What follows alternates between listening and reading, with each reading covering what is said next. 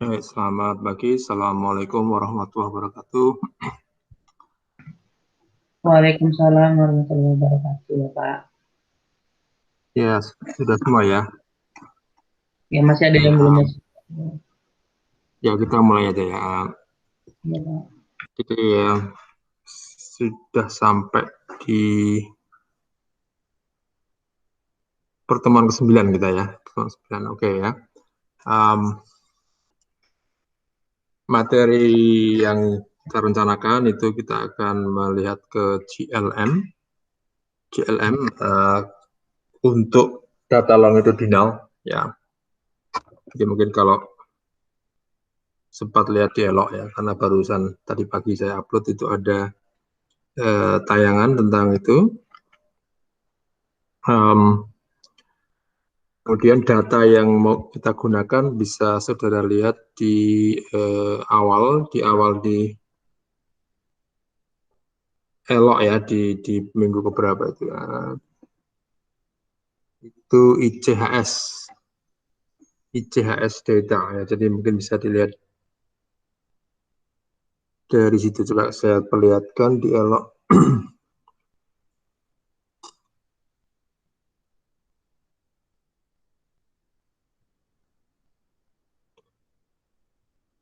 Present now, oke, present now.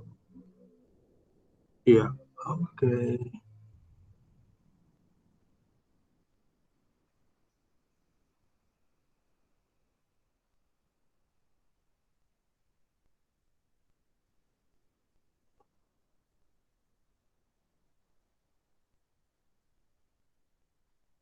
Nah, yang ada di tayangan sekarang nanti itu ada di sini model marginal ya. Model marginal itu masuk di bab 5 atau 6 kalau nggak salah kalau di diktatnya. Kemudian datanya nanti bisa dilihat di pendahuluan ya. Pendahuluan itu ada ICHS R data ya, itu dilihat di situ. Nah, ini tentang data pengamatan ke respiratory infection. Nah, mungkin sebelum ke situ kita lihat datanya dulu ya malah ya. Kita lihat seperti apa. Nah, barusan ini, nah cara membuka datanya mungkin semua sudah tahu di R. Kita bisa langsung ke klik di situ atau mungkin bisa pakai load ya, load semacam ini, load di TS.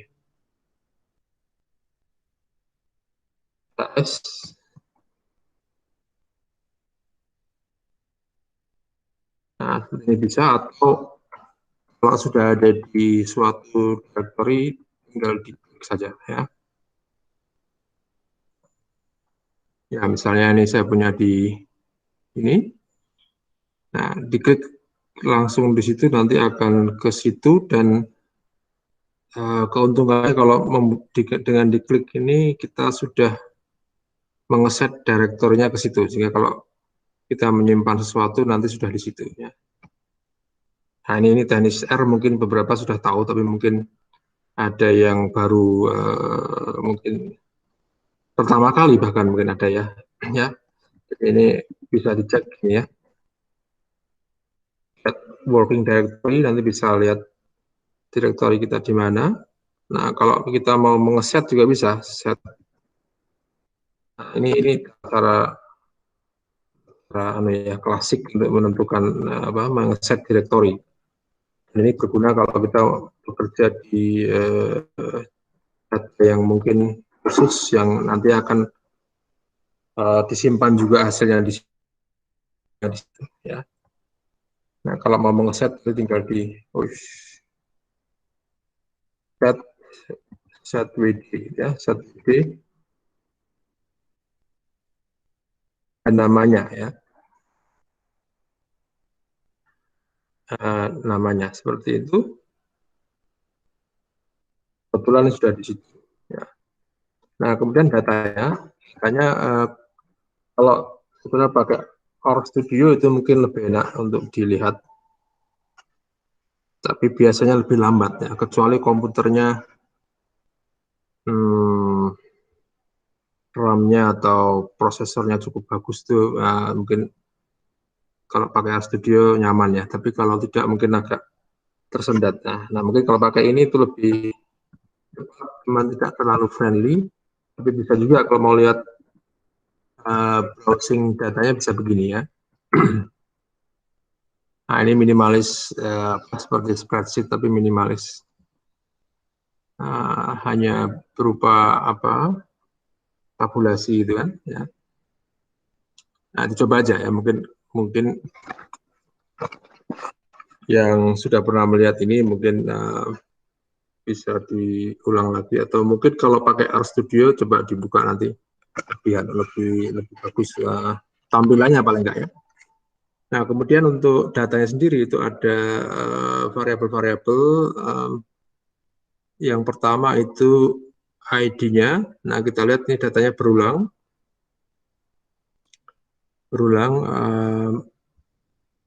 Ini data bentuk memanjang ya, data bentuk memanjang berulang. RI itu nah di data ini saya download dari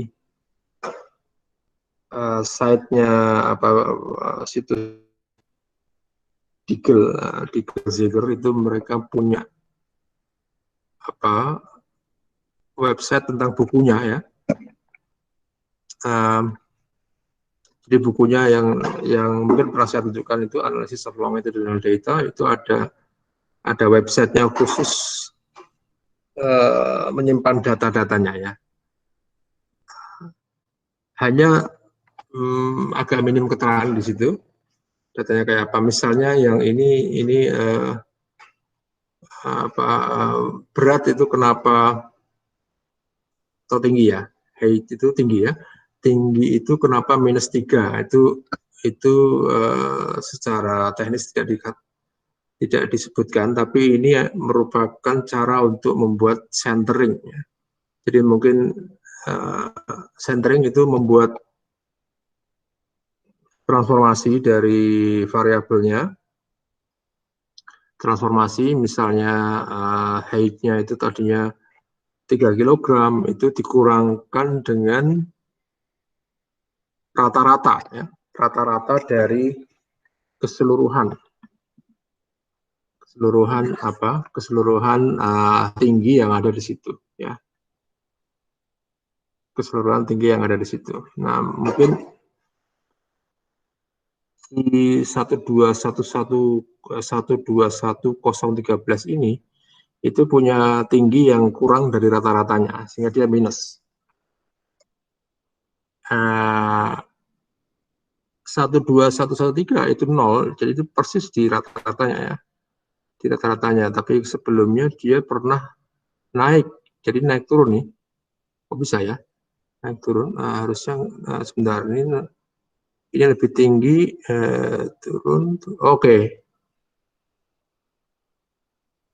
Ini berarti, nah kita belum urutkan usianya juga ya. -9, -6, -3, 0, 3, 6. Oke, kita lihat ya. Coba, ini mungkin ada kesalahan. Sebentar, kita keluar dulu dari sini. Nah, ada satu cara untuk melihat, tadi kan satu data itu susah dilihat. Nah, kita bisa ambil sampel satu data saja. Ini misalnya,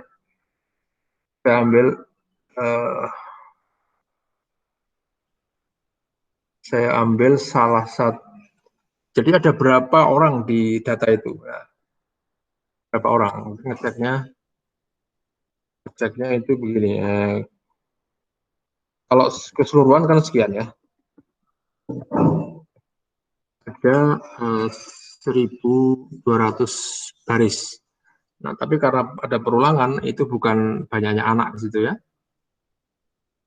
Jadi banyaknya anak itu ada dengan cara begini, unik ya. Unik itu untuk membuat menjadi unit, ya, jadi tunggal. Kemudian kita lihat berapa panjang itu, berapa anggotanya, vektornya itu. Ya. Nah, 175, jadi ada 275 anak.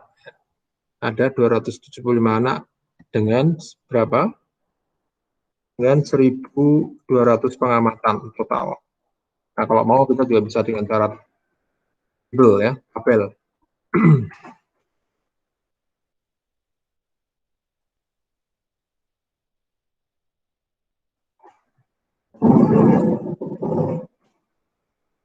Tabel, ya, tabel ini untuk melihat ini dari panjang tabelnya, ya. Dari panjang, mungkin tidak terlihat semua, oke ya. Nah, ini artinya individu 121013 dia mati 6 kali, ya. Dan seterusnya ada yang cuma sekali, 121413 ini cuma sekali, ya. Ada yang nggak ada yang dari 6, ya, semua maksimal 6 kalau di data ini, ya. Maksimal variasi, ya, jadi itu kita lihat cukup bervariasi. Nah, kalau kita ingin melihat salah satu, ya, satu individu saja, kita bisa mengambil sampel.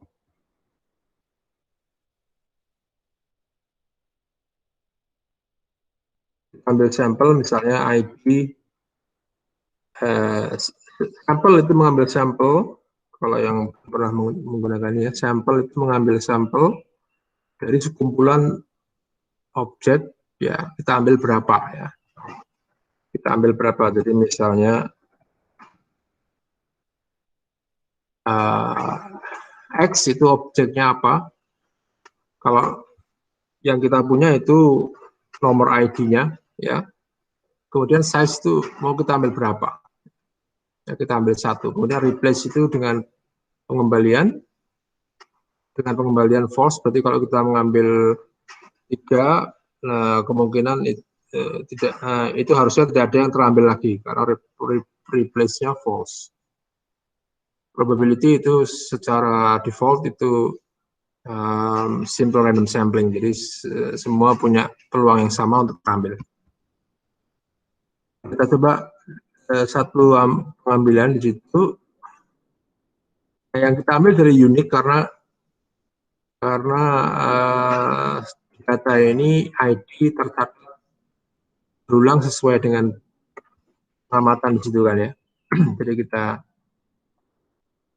ambil yang unik. Nah, misalnya ID, ya, nah ini kita ambil, kemudian kita bisa lihat contohnya seperti apa pengamatan di dia. Nah, ini menggunakan subset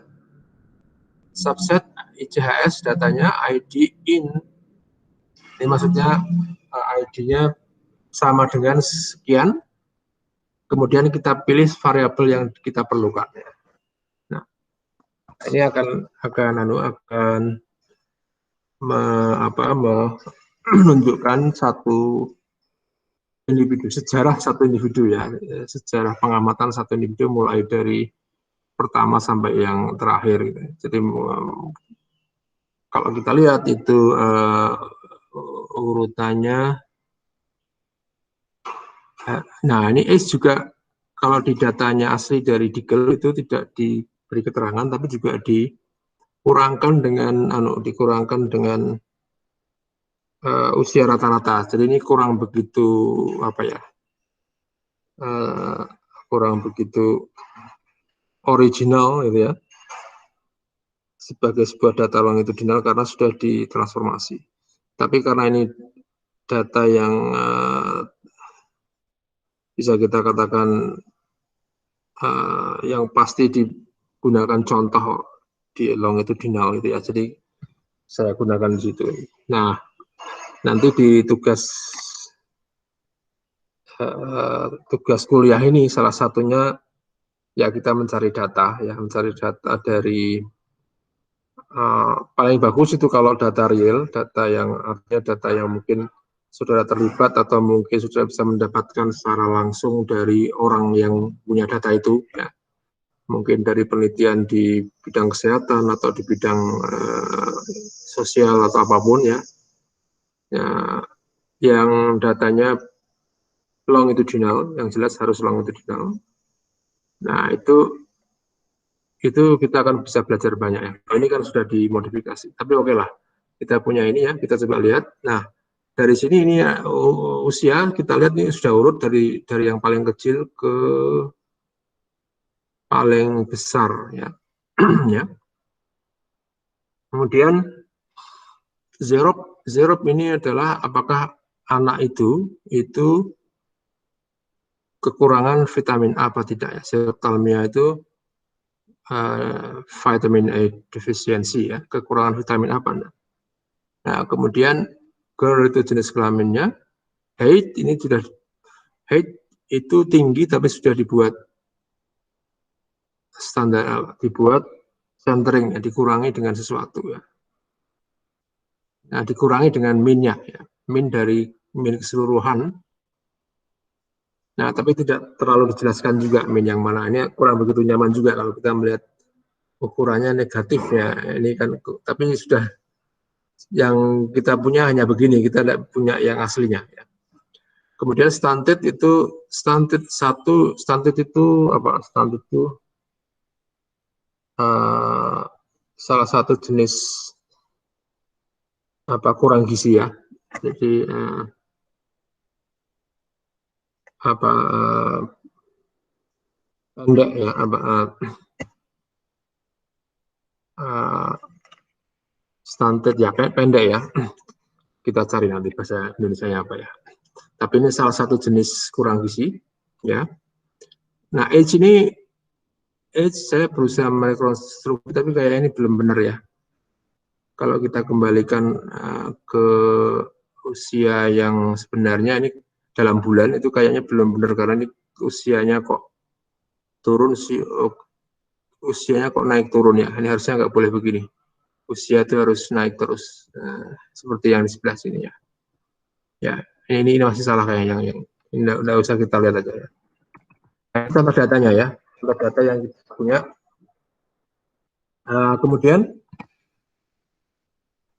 Kemudian apa yang kita lakukan di sini ya? Supaya punya gambaran, saya mau kan juga untuk beberapa itu contoh data ya. Sebentar ini.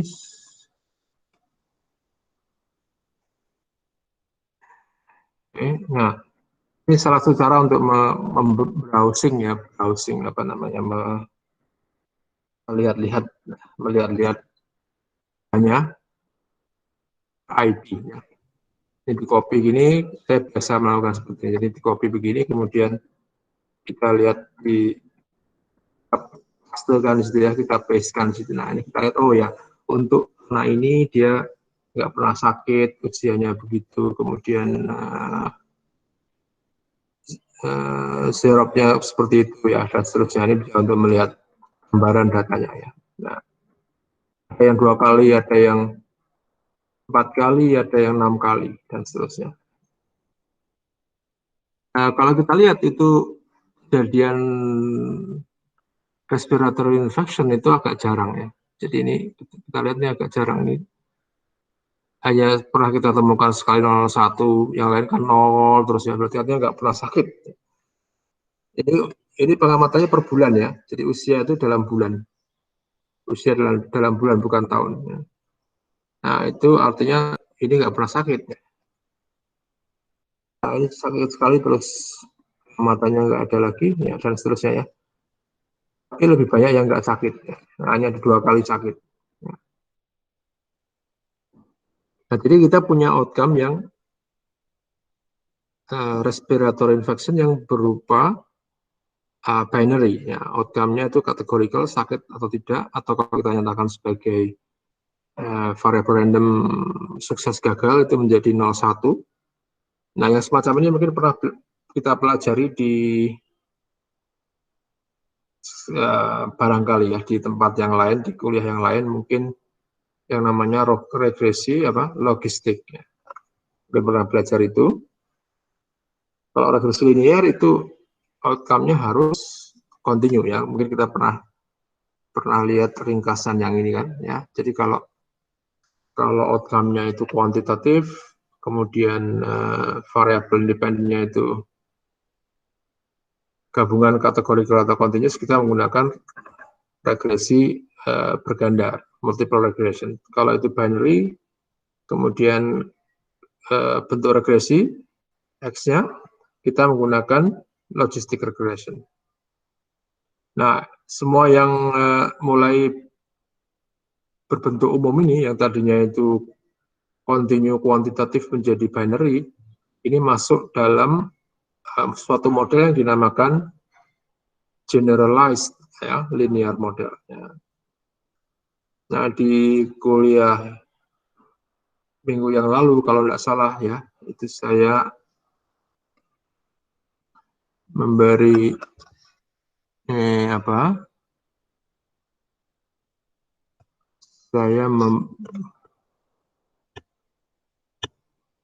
ya di akhir kuliah kalau nggak salah ya ini ya. Ini general linear model dan generalized linear model. Kalau general itu yang kita generalisasi itu adalah errornya. Kalau generalized itu yang kita generalisasi adalah outcome-nya atau Y-nya. Jadi artinya bukan hanya Y yang continue atau yang nantinya berdistribusi normal, tapi bisa punya distribusi apapun. Ini yang kita generalize di situ. Nah, untuk longitudinal selain GLM plus ada ada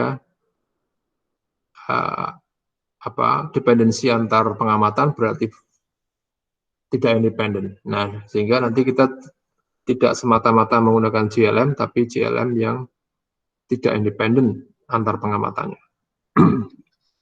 Nah, nanti kita gunakan cara estimasinya yang kita namakan generalized estimating equation. Nah, mungkin untuk basic dari ini dari analisis longitudinal dengan outcome yang tidak continue, itu basicnya sama seperti GLM ya. Jadi menggunakan model yang mungkin pernah menjumpai semacam ini di kuliah yang lain ya. Jadi yang pertama itu prediktor linear ya. Mungkin yang paling utama yang sama itu ini kesamaannya dengan regresi biasa ya. Itu punya prediktor linear.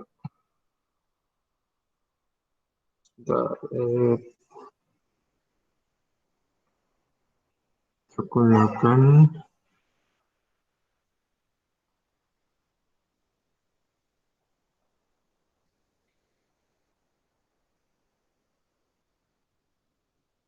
ya.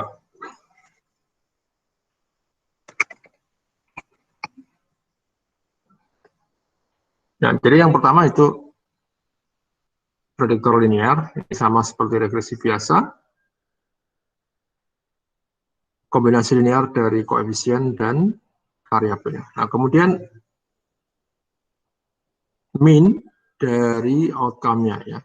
Ini sama juga seperti yang ada di regresi biasa. Jadi regresi itu sebenarnya memodelkan mean-nya ya. Regresi regresi toward the means ya, itu yang menjadi awal dulu regresi itu karena itu yang dimodelkan sebenarnya mean-nya ya. Nah, mungkin kalau yang pernah menjumpai misalnya regresi kuantil ya, mungkin pernah dengar ya, regresi kuantil itu yang diregresikan bukan mean-nya, yang diregresikan kuantilnya. Sebagai contoh yang paling populer itu regresi median, median yang diregresikan, bukan mean-nya. Jadi bisa juga ini bukan harga harapan tapi medianya ya, bukan mean tapi medianya. Bisa juga kuartil pertama, kuartil ketiga ya, kuantil ketiga ya, atau kuartil ke 75% ya, atau atau kuartil ketiga, bisa juga ya. Ya, jadi kalau yang kita maksud di sini itu selalu yang minyak ya. Nah, kemudian ada lagi komponen kalau untuk GLM, kalau regresi yang biasa itu komponen yang dinamakan link function atau penghubung itu adalah identitas. Tapi kalau secara umum itu tidak harus identitas, itu kita namakan link function yang merupakan fungsi monoton ya. Merupakan fungsi monoton yang merupakan fungsi dari min ya. Merupakan fungsi dari min. Jadi itu suatu fungsi ya. Fungsi. Ya, kemudian kemudian fungsi variansi ya, variansi dari errornya. Dan ini karena nature-nya merupakan suatu model yang non-linear, ini biasanya juga tidak konstan ya variannya ya. Variannya nggak konstan ya. Nah yang ini punya bentuk bermacam-macam. Nanti kita lihat misalnya kalau logistic regression itu punya link logit ya. Kalau itu Poisson punya link log. Mungkin kalau yang pernah mengambil survival atau yang terkait itu ada yang complementary log-log ya, CLL itu complementary log-log, ada banyak jenis di situ. Kemudian kita lihat selain komponen sistematik itu juga ada yang variable randomnya ya, modelnya. Jadi modelnya itu berdasarkan pada yang dinamakan keluarga eksponensial, ya, exponential family, dan mungkin pernah belajar di StatMat ya, tapi mungkin bentuknya beda ya. Mungkin ini ada banyak macam penulisan ya, notasi atau cara menuliskan. Ya, mungkin nanti dicek kalau di StatMat kayak apa ya. Biasanya bedanya itu hanya di reparameterisasinya atau mungkin eksponensialnya itu apakah ditulis begini atau ditulis per bagian ya. Ini kan saya jadikan satu ya. Nah, itu ada apa yang namanya jadi semua bentuk distribusi itu bisa dituliskan begini. Tapi yang khusus eksponensial kalau memenuhi yang pertama ini ada SY ya. SY, kemudian ada, jadi kalau kita perhatikan ini khusus untuk variabel randomnya saja ya, SY. Kemudian khusus untuk parameternya saja. Kemudian ada yang parameter dan datanya itu jadi satu ya. Kalau kita lihat 3 kelompok besar kan nih. Satu ini SY-nya saja, parameternya dan hasil kali antara parameter dan itu.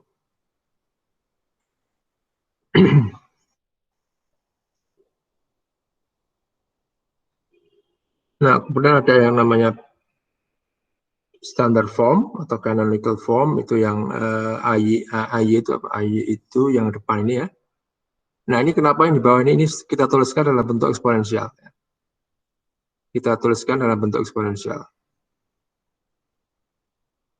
Nah, supaya jadi linear gitu ya. Jadi ini kalau dilihat, iya, dan supaya namanya sekarang menjadi keluarga eksponensial ya. Gitu ya. Ya, sebenarnya nggak begitu ya rasanya. Justru keluarga eksponensial diberi nama karena bentuknya ini eksponensial ya, bukan karena namanya dulu ya. Baik, ini kalau kita berarti nanti kita perlu ada reparameterisasi kalau kita kembalikan ke bentuk yang di atas ya. Nah, AY itu bentuk standar, artinya Y-nya tidak diapa-apakan ya, masih sama dengan Y. Variabel randomnya tidak ditransformasikan atau di apapun ya, dijadikan apapun ya, itu sama Y. Misalnya kalau Y-nya itu adalah tadi ya outcome ya dan tidak, ya itu masih apa adanya, tidak ditransformasikan lagi dengan suatu fungsi. Itu disebut dengan bentuk standar. Kemudian ada parameter natural, itu kalau parameter natural berarti itu apa ini, hasil kali dari AY dan beta 0 ya. Jadi ini bagian dari komponen yang merupakan hasil kali. Ini artinya nggak independen ya. Kalau ini kan independen ya, yang SY dan theta ini independen. Kalau yang ini mereka saling terkait antara Y dengan parameternya. Nah, itu disebut dengan parameter natural. Nah, ini mungkin kalau di JLM itu fungsinya sebenarnya nanti untuk menentukan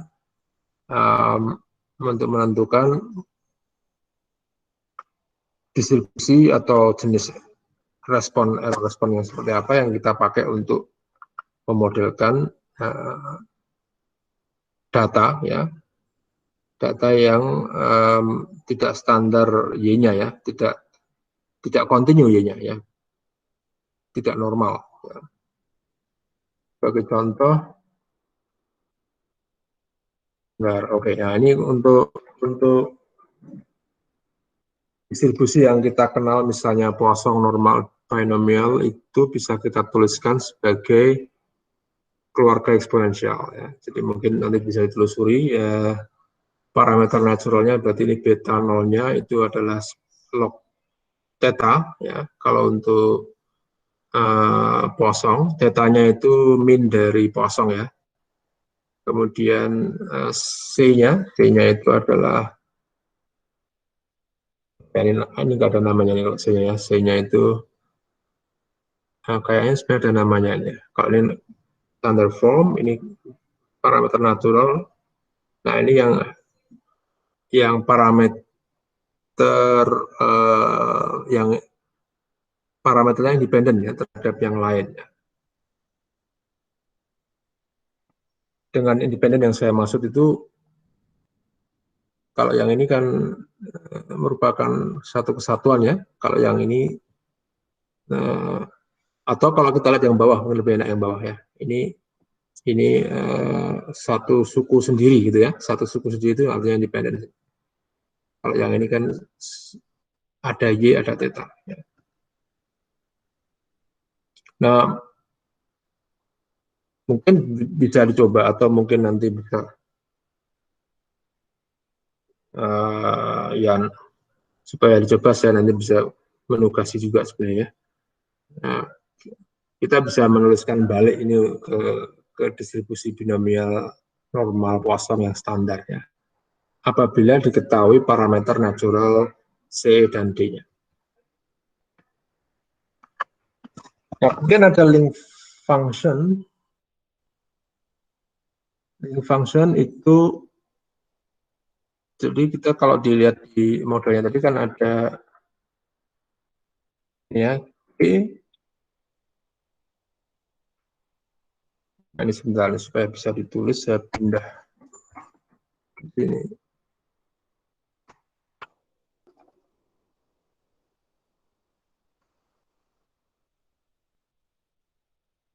Nah, ini kemudian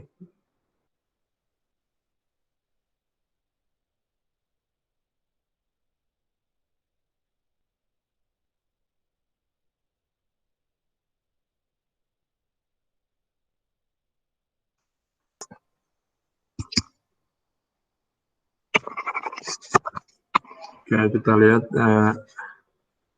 pada bagian link function.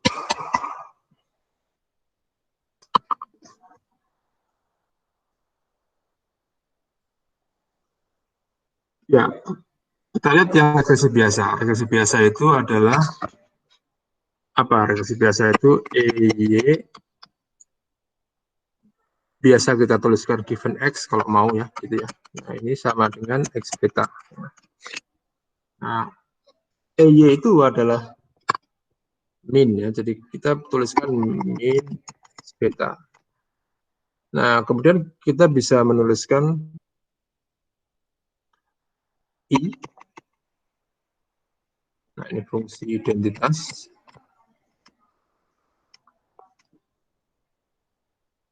Nah, kalau ini kita atau mungkin ya ini G sama dengan itu. Ini kalau kita terapkan di sini berarti sebenarnya G mu sama dengan X beta. Nah, ini sebenarnya untuk yang regresi yang biasa pun itu adalah JLM ya. Adalah JLM. Jadi dengan apa? Dengan fungsi penghubungnya itu adalah identitas. Nah, tapi kalau yang lain-lain itu tidak lagi demikian ya. Jadi misalnya yang logistik, regresi logistik itu menggunakan fungsi penghubung logit. Fungsi logit itu apa? Logit itu log dari rata-ratanya. Jadi ini kita punya min, kemudian log-lognya seperti biasa logaritma natural ya. Nah, jadi bagian sini itu menjadi kalau untuk yang kasusnya logistik itu menjadi log mu i 1 minus mu i sama dengan, nah kita kadang kita pakai i, kadang enggak ya, tergantung kita mau konteks yang mana. Kalau kita konteksnya individu kita pakai i, tapi ini juga bisa berlaku umum ya. Jadi ya kalau di sini kalau kita menggunakan mu i tentunya kita akan melihat per individu. Nah, sebagai informasi ini belum sampai longitudinal ya. Ini hanya ini JLM biasa ya. Ini belum longitudinal. Kemudian mu i-nya apa ya? Mu i-nya itu tergantung kita mau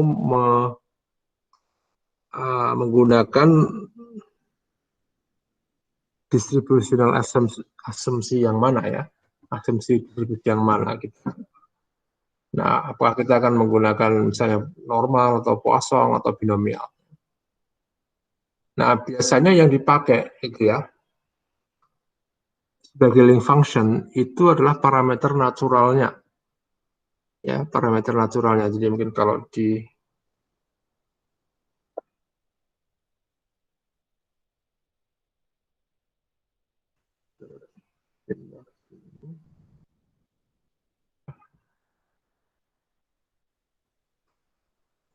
Nah, kalau kita lihat ini parameter naturalnya memang ini dengan mana tadi ya, misalnya kosong ya.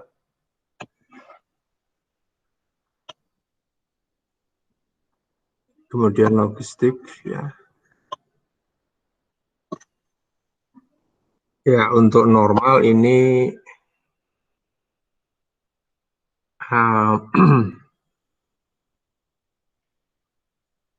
ya ini distandarisasi ke,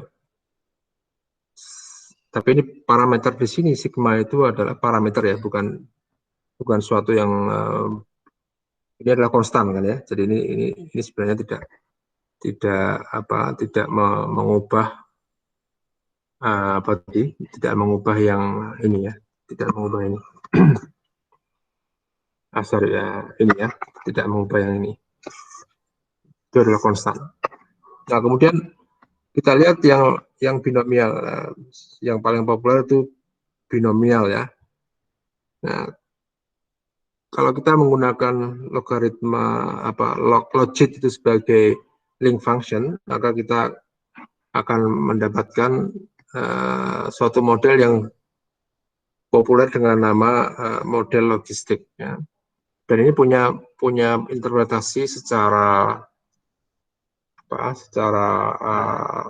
mudah ya. Yang pertama itu mu i-nya sendiri adalah probabilitas sukses ya. Jadi mu i-nya itu adalah probabilitas sukses. Jadi ini adalah P-nya. Kalau kita punya atau PI ya. Kalau itu kita punya binomial itu adalah peluang suksesnya. Tentunya 1 minus mu i juga peluang tidak suksesnya ya.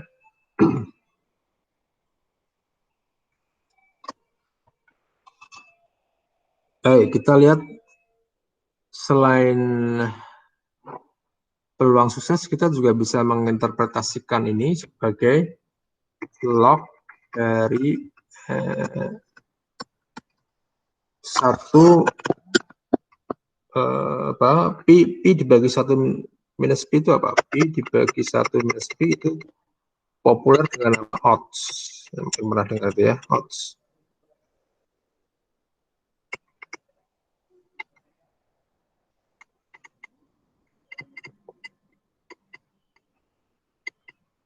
Ya, 1 tapi berbanding 1 minus P itu odds-nya. Odds itu mungkin apa? Odds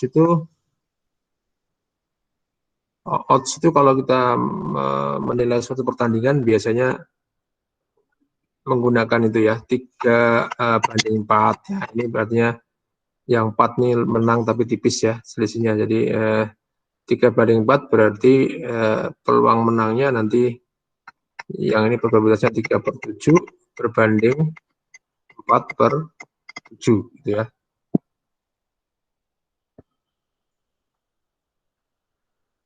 Ya, 3/7 banding 4/7. Nah,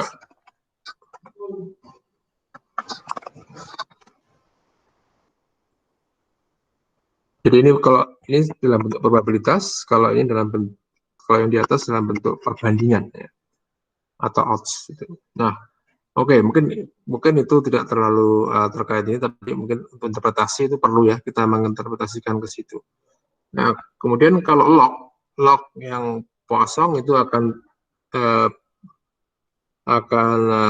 bisa kita interpretasikan sebagai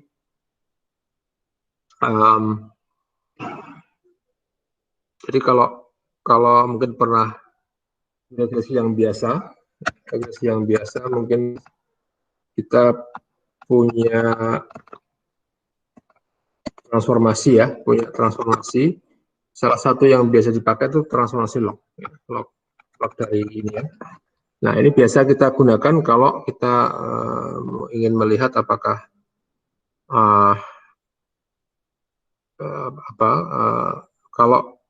kalau datanya itu tidak simetrik, misalnya tidak simetrikal, kita akan gunakan transformasi log supaya bentuk data menjadi lebih simetrik sehingga nantinya bisa kita analisis dengan regresi yang biasa. Nah, sama juga untuk yang ini juga semacam itu.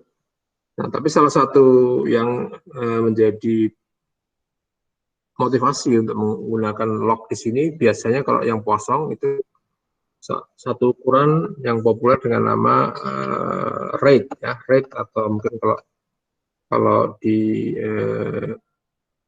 bidang epidemiologi biostatistik itu namanya incidence ya. Nah, incidence ini salah satu ukuran untuk melihat tingkat serangan gitu ya, tingkat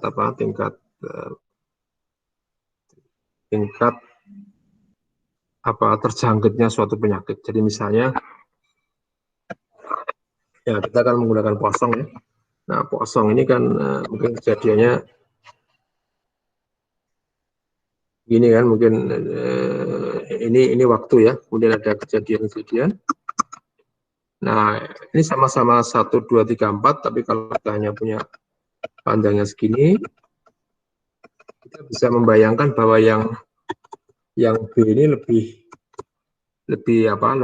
tinggi rate-nya ya, karena sama-sama 4, tapi terjadi dalam waktu yang singkat ya. Kalau yang A itu agak lebih lama. Ya, kita bisa menerapkan untuk COVID misalnya. COVID ini kan ada yang dalam waktu singkat itu sudah sampai sekian ratus ribu, ada yang misalnya di Korea Selatan ya, di Taiwan itu sampai sekarang itu sedikit ya itunya serangannya. Jadi karena durasinya itu juga pengaruh ya. Sama-sama mungkin sama-sama tinggi ya katakanlah, tapi tingginya itu kapan ya? Tingginya sekarang mungkin yang punya rate yang lebih tinggi sudah lebih tinggi lagi ya. Jadi kita harus melihat bukan hanya kejadiannya, tapi juga wadahnya ya. Jadi kalau kosong itu saya sering menggunakan istilah wadah ya. Wadah itu unitnya. Jadi unit di mana kejadian itu akan muncul. Nah, bisa jadi munculnya sama-sama 4 kali seperti di sini, tapi wadahnya ini lebih kecil. Ini hebat ya. Atau mungkin nggak hebat nih ya. Ini berarti rate-nya tinggi ya. Kalau yang ini karena lama ya, nanti mungkin lama-lama juga ada, tapi lama ya, sehingga itu rate-nya rendah. Nah, yang semacam itu biasanya itu akan dibuat rates itu biasanya nggak simetris ya. Biasanya nggak simetris, kemudian kita nanti punya, kalau kita mau modelkan semacam regresi ya, dan kita punya ukuran banyaknya yang sakit atau kejadian dibagi dengan banyaknya panjangnya ini. Nah, panjangnya ini punya terminologi namanya person time ya. Atau ya mungkin kalau person time itu merujuk ke orang ya, tapi nggak harus person ya, apapun ya, tapi durasinya ya. Nah, ini sama dengan katakanlah suatu bentuk begini. Nah, ini jarang-jarang akan linear ya, akan simetrik dan linear. Jadi kita biasanya menggunakan lognya ya. Log dari ini sama dengan itu. Jadi ada transformasinya ya.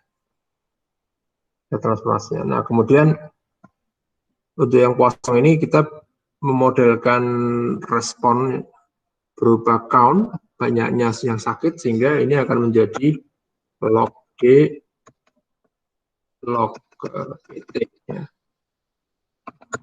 Nah, kemudian menjadi log D, kita pindah ke sana ya, log PT plus. Nah, jadi ini regresi biasa, regresi yang biasa ya, X beta gitu. Kemudian ada satu tambahan, nah ini populer dengan nama offset. Nah, kemudian yang ini log D-nya ini adalah log D-nya ini ya, log D-nya tadi yang ini ya, kosong, parameter naturalnya kosong ya. Atau link fungsinya dari Poisson, model Poisson. Nah, dalam pengembangan model statistik itu orang ada yang mengembangkan dari model ini, kemudian menggunakan Poisson, kemudian jadilah model namanya regresi Poisson. Regresi Poisson, ada yang mengembangkan binomial menjadi regresi logistik. Ada yang lain lagi banyak ya. Nah, pada tahun 83-an secara sedikit ya, tahun-tahun 80-an itu atau sebelumnya Mas, sekitar itu. Nah, itu ada yang menyatukan itu ya, mereka punya pemikiran disatukan saja itu ada kemiripan sebenarnya itu ya. Meskipun mereka mengembangkan satu persatu, ternyata ada orang yang bisa melihat itu sebagai satu yang sebenarnya sama ya, ada yang sama di situ. Nah, kemudian mereka namakan itu generalized linear model. Nah, ini orangnya namanya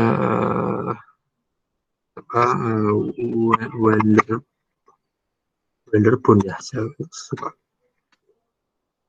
Kemudian McCulloch-Nelder. McCulloch dan Nelder ini yang menyatukan itu semua.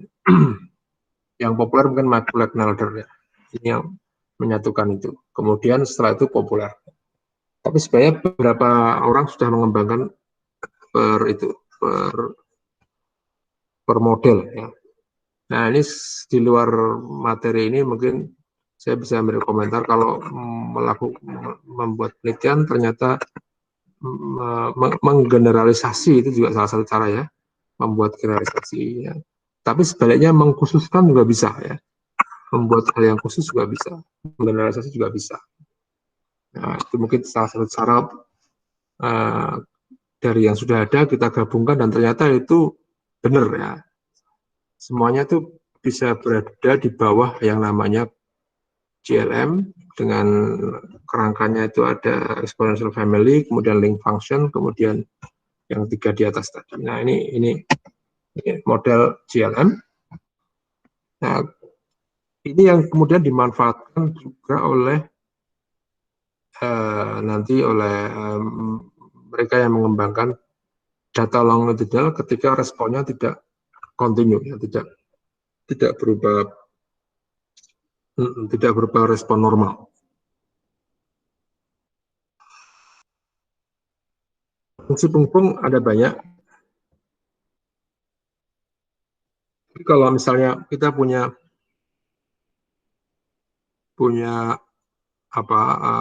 model bukan binomial tapi bukan logit,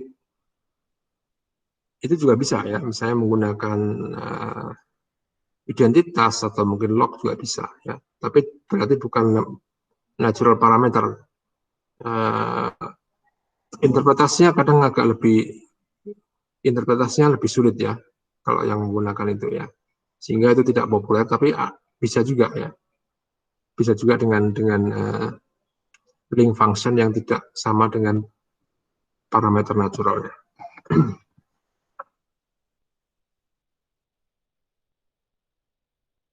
Kemudian kita lihat di komponen sistematik, jadi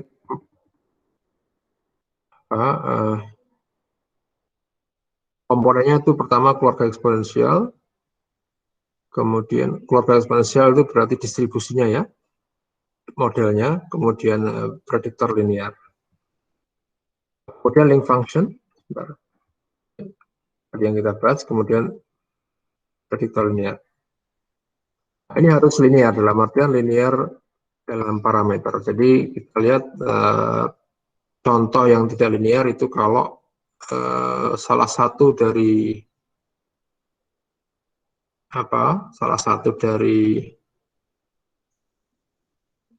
X-nya itu mungkin ditransformasi kemana gitu ya. Nah, ini tidak linear. Tapi kalau semacam ini sebenarnya masih linear nih. Ya. Ini karena bisa kita transformasikan biasa ya. XI-nya kita transformasikan sebagai XI kuadrat ya. Jadi tapi parameternya masih linear ya. Parameter ini juga masih linear, maaf. Ini masih linear ya. Yang log I masih linear. Yang nggak linear itu kalau beta kuadrat misalnya beta kuadrat pangkat beta 1. Nah, ini sudah nggak mungkin lagi ya. Depannya masih ada beta 1 lagi ya, beta 0 plus beta, atau mungkin beta 0 plus beta 1 pangkat beta 2. Nah, itu mungkin sudah nggak bisa lagi dibuat linear.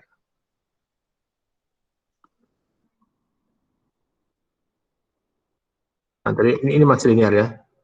Nah, ini yang nggak linear. Jadi ini misalnya yang nggak linear yang perusahaan saya sebutkan tadi beta 1 plus sesuatu, nah masih dipangkatkan lagi. Ini kalau kita ubah-ubah dengan cara apapun tidak akan bisa menjadi linear dalam parameter ya. Tidak bisa linear dalam parameter, atau bentuk-bentuk ini bentuk-bentuk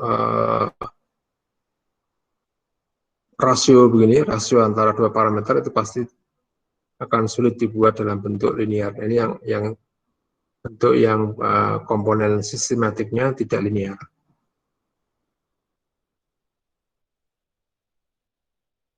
Oke, ini sudah kita bahas untuk yang binomial. Nah, kita akan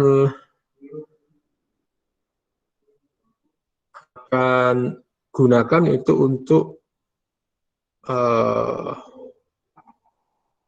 data longitudinal. Jadi data longitudinal itu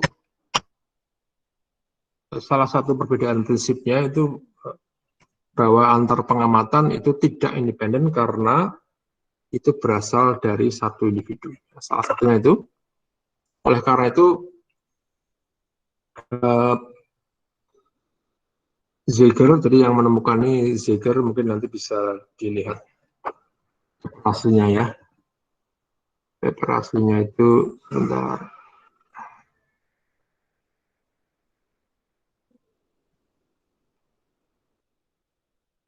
nanti bisa saya upload juga kalau mau, ini sebagai bagian dari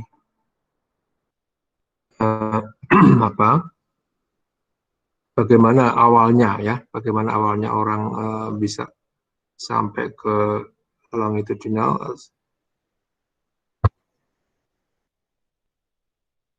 Oke, kalau dicari nggak ketemu ya. Oke, di sini ya. Apa ya, metrik mestinya yang 86 ini ya, mestinya yang 8 lebih.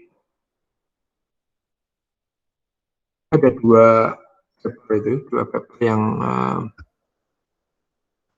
mirip, tapi dia di dua tempat. Nah ini kayaknya kalau zaman sekarang nggak boleh harusnya, ini kan semacam aplikasi. Jadi ada satu longitudinal data analysis using general linear model, dan satunya tadi satunya itu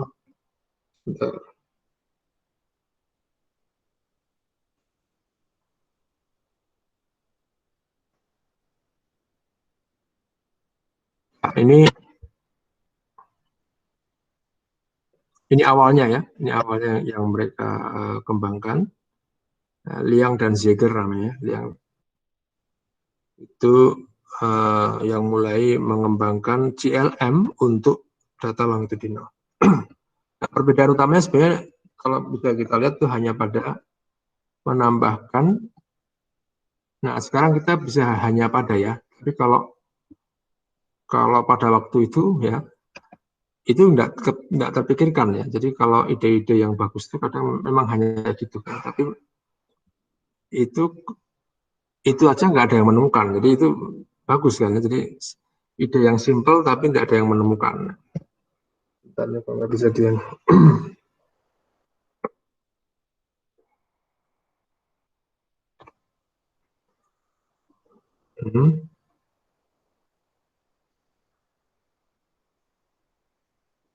Oke, ini kalau pakai PDF kadang sering masalah di sini ya. Sebentar saya.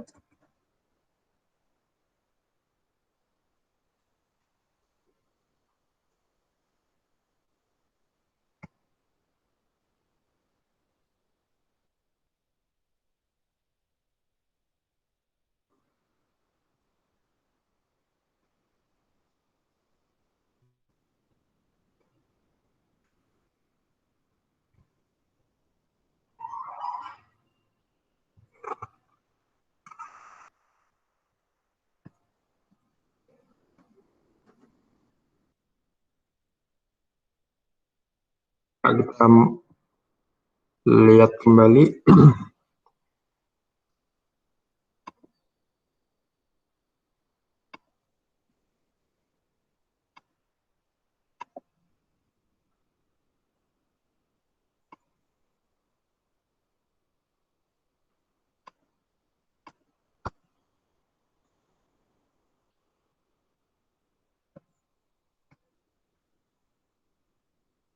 Nah, tadi namanya ya di biometrika misalnya kita buka salah satu itu. Jadi mungkin yang dianggap yang terkait yang benar-benar mengatakan CLM itu yang di biometrika. Kalau yang di biometrik itu apa tadi judulnya, continuous and categorical outcome atau apa ya. Jadi mungkin sebenarnya sama itu. Jadi kalau kalau aturan resmi itu sebenarnya kalau mirip-mirip itu agak-agak duplikasi ya. Longitudinal data analysis for discrete and continuous outcome. Kalau yang satunya tadi itu longitudinal data analysis using generalized linear model. Jadi mungkin penekanannya ini kayaknya yang biometrics lebih aplikasi, meskipun isinya kurang lebihnya sama ya. Kurang lebihnya sama itu nanti bisa dilihat. Saya tambahkan di situ untuk memberi gambaran model ini di awal-awalnya ya. Nah intinya begini, intinya di model ini itu kita menambahkan satu komponen yang namanya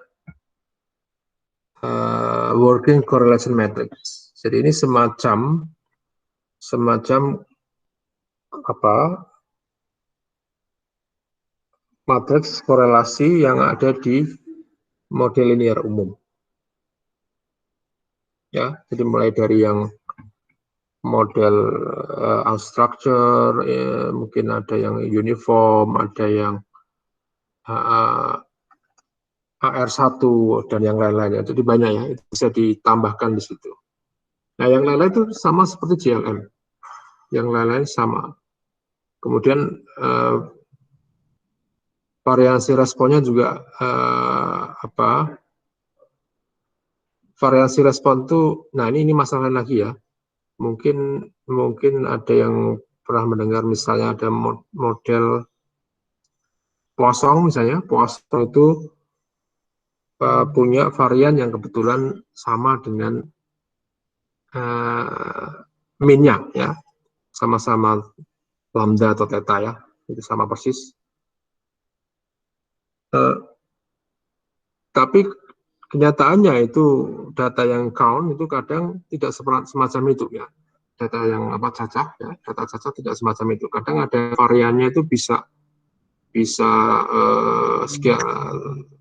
lebih besar dari rata-ratanya, bisa kurang dari rata-ratanya, sehingga itu tidak Poisson lagi ya. Itu model semacam itu bisa diatasi kalau variannya itu kita ubah ya dengan suatu parameter skala ya, atau menggunakan model yang lain misalnya binomial negatif atau mungkin zero inverted Poisson. Jadi ada alternatif untuk memodelkan ketika ketika parameternya tidak lagi tidak lagi sama dengan harga harapannya ya. Nah, ini juga jadi masalah. Jadi mungkin juga bisa longitudinal sekaligus varian darinya nanti tidak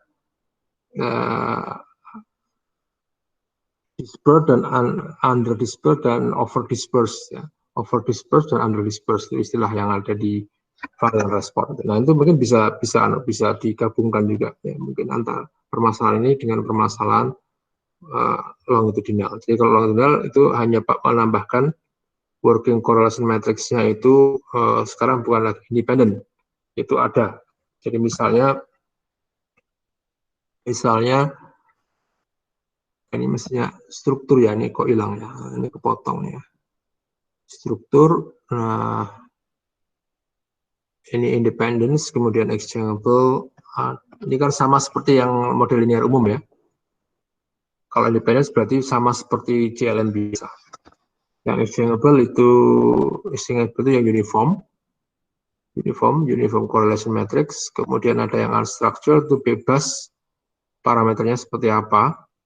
Kemudian ada yang autoregressive, itu meluruh ya, korelasinya meluruh. Kemudian ada yang M dependent, itu berarti dependensi pada M.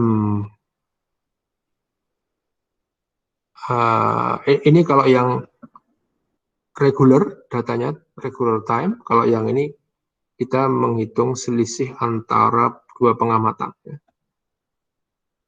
Jadi ini kalau nggak regular, jadi artinya kalau datanya diamati mingguan itu pasti pakai yang ini ya, pakai yang autoregressive. Kalau yang ini yang irregular pengamatannya. Kemudian bisa yang lain-lain. Meskipun kalau secara praktis biasanya kita menggunakan exchangeable, independent itu nggak dipakai karena kalau independent kan sama halnya dengan menggunakan JLM biasa ya. Exchangeable atau unstructured dan autoregressive biasanya yang paling populer itu ya.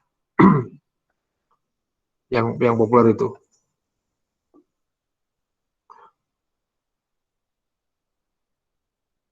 Oke, ini kayaknya yang salah ya. Yang M dependent ini salah. Ini harusnya hanya dependensinya hanya sebanyak M saja ya. Ini kan copy paste dari atas nih. Ini masih salah yang M dependent.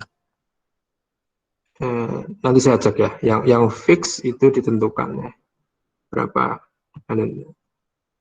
korelasinya berapa. Jadi kalau ini banyaknya parameter, kalau yang di sini tuh irit ya hanya satu parameter, kalau yang di sini ada beberapa parameter yang ditentukan ya, tergantung banyaknya M-nya. Ya. Oh maaf, yang ini benar ya, ini indeks ya, saya salah lihat tadi. Ini bukan pangkat ya, ini indeks. Jadi ini benar sampai sebanyak K-1 atau mungkin kurang dari itu juga bisa. Nah kemudian GEI itu melakukan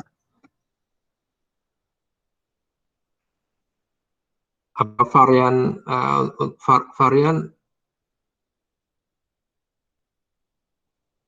untuk bukan varian, maaf, ini bukan varian. Ini bukan varian yang tadi ya, ini bukan varian Y-nya, tapi varian dari yang dinamakan ini apa namanya ya? Ya, yang pertama kita lihat dulu ada tadi ya, korelasi yang R tadi. Nah itu mencirikan dari sebentar, R-nya mana tadi? Nah ini R ini kita tentukan dulu. Nah ini mungkin sama juga yang di model linear umum.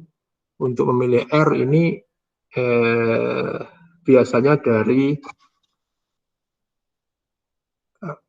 deskripsi datanya ya, apakah itu akan meluruh atau itu mungkin akan kira-kira sama, itu kita lihat dari estimasi matriks korelasinya ya. Kalau kemarin seperti yang di Bartel itu kita melihat, kita menduga itu akan meluruh karena korelasi yang dekat waktunya, misalnya antara pengamatan sekarang dengan pengamatan kemarin itu besar. Nah, tapi semakin lama itu semakin mengecil. Sehingga kita mengasumsikan atau menduga itu akan cocok kalau digunakan R1 atau yang exponential correlation matrix ya. Yang ini ya, yang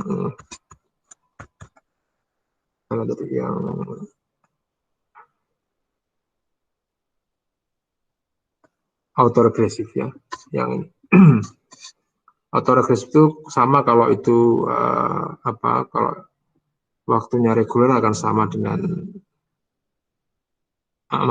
eksponensial akan sama dengan autoregresif kalau waktunya sama ya. Nah kemudian itu dikenakan pada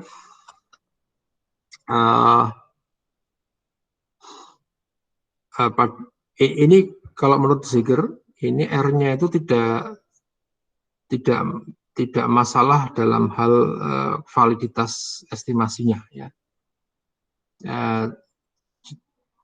Jadi ini yang kekurangan dari model ini saya kira itu ya. Jadi kita tidak bisa memilih R-nya itu berdasarkan datanya. Jadi kita menentukan gitu ya. Menentukan R-nya itu.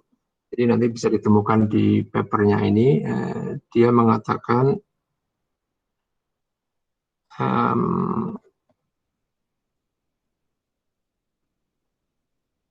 oke, saya lupa yang paper yang ini, yang satunya ya. Tapi di antara dua ini dia mengatakan bahwa tidak masalah dengan pemilihan itu, tidak masalah dengan pemilihan R, asalkan itu dependensi antar pengamatan itu ditentukan, maka itu akan bisa memodelkan data longitudinal ya untuk berbagai macam kasus ya. Nah kemudian kita gunakan, jadi kalau yang biasa itu hanya V tanpa ada ini, sekarang ada komponen untuk menyatakan matriks korelasinya di model itu ya. Nah, mungkin kalau masih di regresi least square ya, least square itu kita tidak, oke, saya tunjukkan yang ini ya. Nah, di least square itu kita mirip-mirip least square, tapi di dalamnya di sini tuh ada matriks korelasinya tadi ya, R-nya tadi ya. Kemudian itu yang diiterasi diestimasi secara iteratif. Jadi awalnya itu biasanya menggunakan nilai beta dari GLM. Ya, jadi misalnya kalau kita menggunakan logistik itu di dalam prosedur GE itu akan menggunakan nilai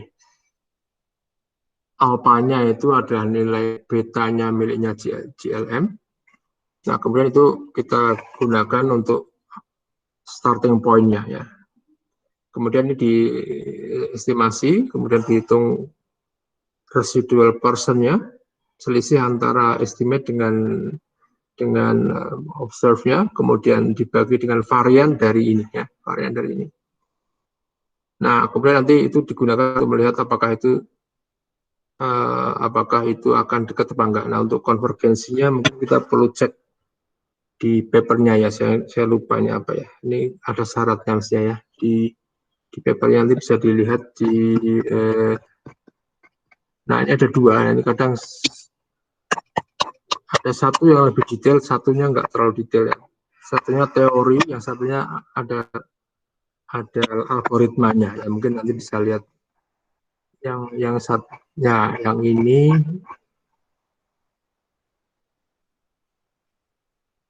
Oke, saya kira ya kalau ini teori semua ya. Ternyata teori semua nih, sama nih isinya ya. Teori semua. Jadi kalau untuk syarat berhentinya dia nggak menyebutkan apa ya. Mungkin nanti kalau mau lihat itu justru melihat di manual dari R ya. Untuk R-nya sendiri kita menggunakan, atau paling nggak yang saya gunakan itu library GEE. Nah ini mungkin sekarang sudah ada yang baru ya, atau alternatif dari GEE, karena ini cukup lama sebenarnya. Kayaknya banyak orang yang mengembangkan ini ya. Jadi mungkin ada XTGE, ada, kalau kita cari di situsnya R nanti mungkin ketemu yang lebih lengkap ya. Tapi ini kayaknya sudah cukup untuk yang ini ya. Kemudian bentuknya seperti apa? Kalau kita lihat, oke. Tapi kalau mau lihatnya ya, yang kadang kita nggak bisa gampang melihat dari. Jadi kalau algoritma ini saya lihat dari saja, algoritma yang saya tunjukkan tadi saya lihat dari punyanya Google memang tidak terlalu rinci ya. Ini kan konsep yang biasa digunakan untuk mengestimasi model nonlinear sebenarnya ya. Untuk mengestimasi model nonlinear, tapi kemudian ditambahkan komponen matriks korelasinya di dalamnya ini ya. Di dalamnya ditambahkan itu. Tapi selanjutnya tidak ada detail lagi ya. Ini mungkin urusannya numerik ya. Urusan numerik. Jadi kalau tertarik ya kita perlu mengecek atau perlu apa istilahnya mengulik ya, mengulik dalamnya ini kalau mau ya. Di dalamnya ini kayak apa. Nanti bisa dibuka semacam ini untuk yang tertarik ya. Kalau yang enggak ya percaya dengan yang terjadi itu bisa saja ya. Kita ambil yang sudah di set oleh GE ya kita oke. Tapi pasti ada syarat-syaratnya untuk memberhentikan. Biasanya syarat yang memberhentikan itu estimasi betanya tidak berubah jauh ya. Jadi syarat pemberhentiannya ini jadi setelah R-nya diupdate, R-nya dimakan lagi di mana tadi di R-nya itu dimakan lagi di depan ya, ada sini, ditambahkan di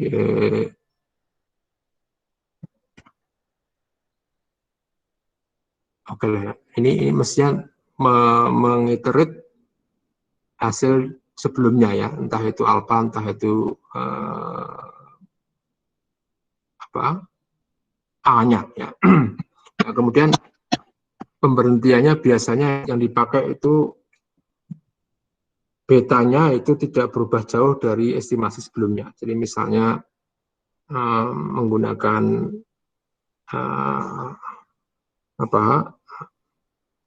selisihnya ya, selisihnya yang semuanya itu mendekati 0. Kalau itu sampai terjadi kurang dari sesuatu, maka sesuatu bilangan yang kecil, maka itu dihentikan. Ya. Oke, mungkin itu untuk detailnya sementara itu dulu. Mungkin nanti kalau kita perlu melihat detail cara mengestimasinya, mungkin akan kita lihat kalau akan memperbaiki sesuatu di situ ya, misalnya cara estimasinya kita bisa lihat detailnya seperti apa. Nah, saran saya mungkin ini bukan saran yang gampang juga ya. Kita bisa melihat punyanya JI ya. Dilihat dalamannya kayak apa ya. Itu bisa ya. Nah, kemudian bagaimana kita menggunakan ini? Jadi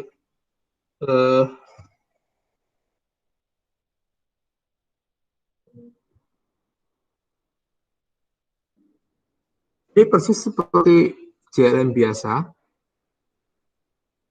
Ada formula, kemudian ada formula itu bentuk formula dalam R, kemudian ada, nah sekarang yang beda ada ID-nya ya. ID itu perlu karena itu untuk menunjukkan apa pengamatan antara individu itu milik siapa ya. Karena ini data berulang ya. Kemudian yang lain-lain, ini ada tol, max iter ini cara pemberhentian tadi ya. Dia menggunakan tolnya itu 0,01, artinya kalau kurang dari itu, nah itu akan dihentikan. Kalau masih lebih terus ya. Atau kalau capek max iternya 25. Nah ini berarti sebenarnya belum konvergen ya. Ini hanya kalau sudah diulang-ulang kok nggak konvergen sampai 25 berhenti ya. Nah, family secara default itu menggunakan Gaussian correlation structure independent, jadi regresi biasa ini. Regresi biasa ya. Kemudian MV itu adalah kalau ini kita pakai kalau kita menggunakan ini ya, menggunakan korelasi yang autoregresif ya, yang memanfaatkan nilai sebelumnya ya, memanfaatkan observasi sebelumnya. Jadi ini perlu ada MV. Kemudian yang lain-lain saya kira sama seperti yang di GLM ya.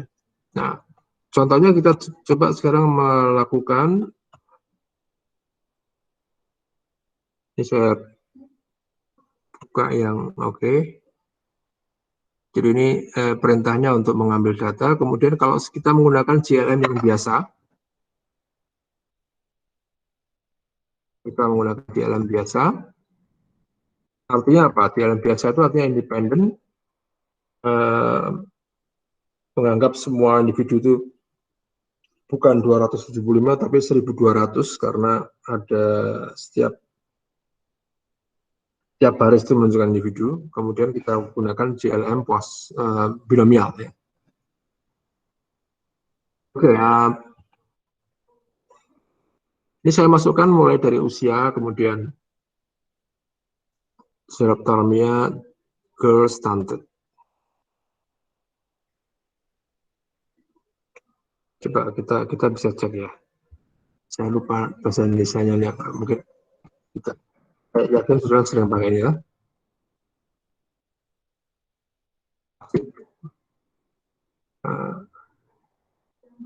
Saya lupa bahasa Indonesia. Stunted.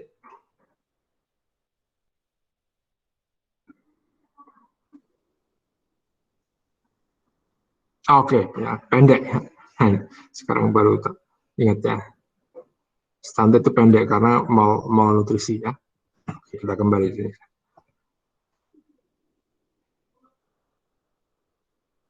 Nah, model ini sebenarnya kurang begitu apa ya.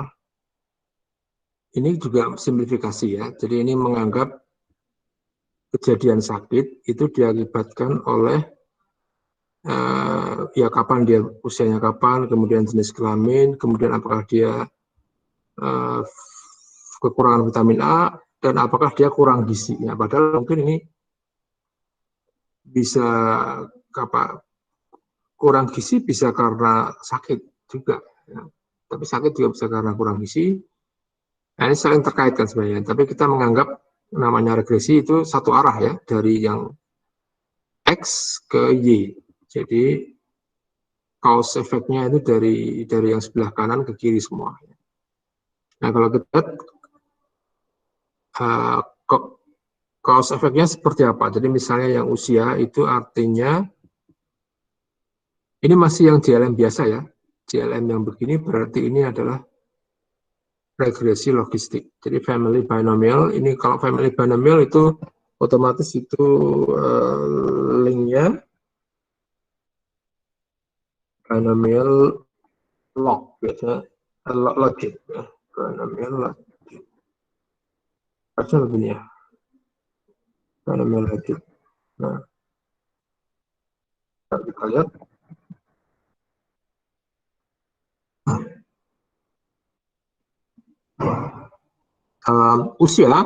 Usia itu semakin tua, semakin naik, itu protektif terhadap respiratory infection. Zero-ophthalmia berarti dari 0 ke 1. Kalau 1 itu berarti yang apa? 1 itu 1 itu berarti kekurangan vitamin A itu akan mendorong, karena ini positif ya, mendorong terjadinya respiratory infection. Girl negatif, berarti menjadi perempuan itu akan protektif terhadap sakit ini. Dan itu masuk akal ya. Apa? Itu wajar kalau untuk usia-usia ini kan infant, ini kan anak-anak ya. Itu katanya perempuan yang lebih sehat ya. Tapi setelah remaja itu kebalikannya sedikitnya. Ya. Setelah tua juga kebalikannya, yang laki-laki itu, tapi setelah tua sekali yang laki-laki juga meninggal duluan. Jadi laki-laki itu jaya-jayanya itu remaja sampai menjelang lanjut usia. Setelah itu sudah. Kalau anak-anak katanya lebih sehat yang perempuan secara umum ya. Nah, kemudian stunted juga sama seperti halnya yang zero. Jadi mempengaruhi, mendorong terjadinya respiratory infection. Baik, ini ada dispersion parameter. Ini tadi ya, ini adalah yang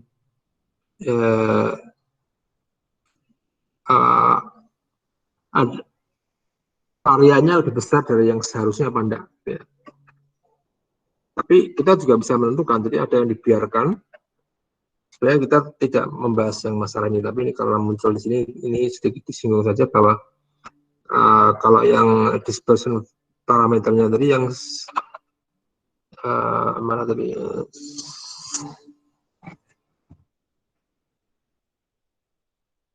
Fungsi variansinya ya, kemudian ada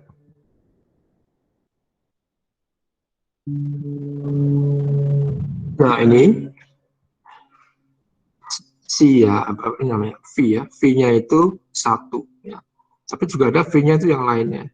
Yang over disperse dan under disperse. Jadi V-nya itu mungkin kurang dari 1, berarti under disperse. Ada yang V-nya lebih besar dari 1, berarti over disperse. Nah, memilih V ini juga tergantung situasinya ya, datanya kenapa ya. Nah, tapi yang aman ya dipilih 1 ya, sama dengan modelnya itu. Jadi kalau binomial ya dianggap tidak ada yang under disperse atau over disperse, yang Poisson juga begitu. V-nya tidak diubah ya, tidak di skalanya tidak diubah. Jadi itu akan muncul di laporan di kemudian yang lain-lain itu ada ini, ada AIC dan teman-temannya. Nah, ini jalan biasa. Nah, bagaimana kalau kita menggunakan, ini ada pemilihan variabel, bisa dilakukan dengan, kalau yang JLM biasa ya, dengan library mass itu ada yang namanya leave one out modeling. Jadi kita buang satu variabel, kita cek seperti apa signifikansinya. Kalau itu signifikan berarti itu variabel itu penting, kalau enggak berarti itu bisa dibuang beneran ya. Jadi ini kita gunakan itu, dan ternyata memang semuanya penting. Semuanya penting.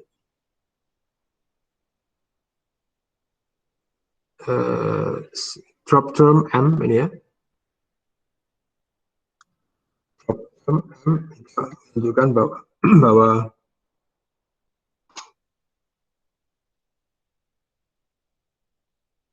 oh enggak, serop itu justru enggak penting ya. Jadi age, usia penting, girl itu agak penting, standar agak penting, yang serop ini enggak terlalu penting secara statistik ya.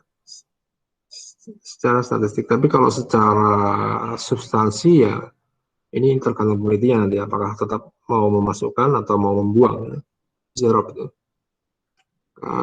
Jadi kalau secara substansi kan kita harus melihat nilai dari age-nya berapa ini. Jadi kalau ini minus sekian, ini kalau kita buat misalnya odds ratio itu kita masih ingat kalau di regresi logistik itu E pangkat beta itu berarti odds ratio-nya itu sebesar 0,9, jadi memang nggak terlalu besar ya. Odds ratio-nya kan berapa? Oh saya tadi salah copy harusnya.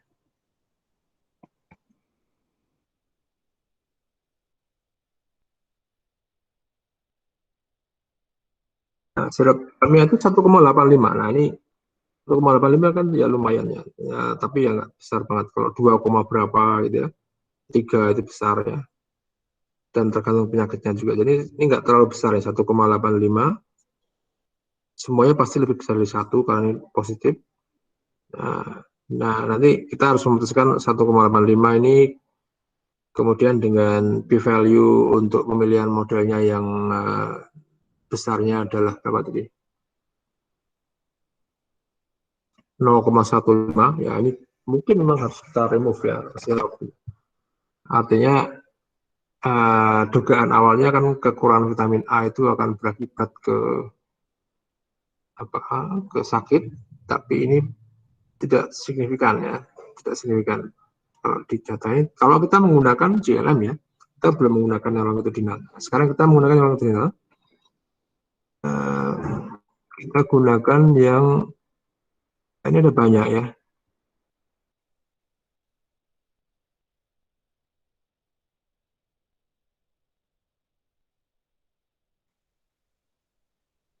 Yang pertama itu yang unstructured, kemudian kita coba yang exchangeable, yang uniform.